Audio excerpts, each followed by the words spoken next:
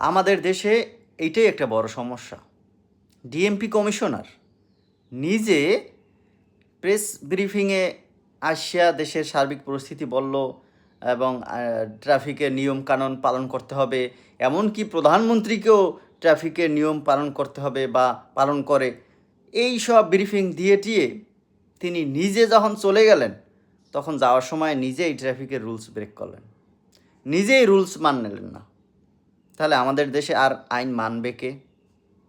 যে ব্যক্তির কাজ হচ্ছে আইন বাস্তবায়ন করা, আইনের যে ধারাগুলো আছে বা আইনের বিষয়গুলো মানুষের কাছে প্রসার করা এবং সেগুলোকে কিভাবে ইউটিলাইজ করা যায় সেগুলো করা, আর সেই ব্যক্তি নিজেই আইন ভাঙলেন।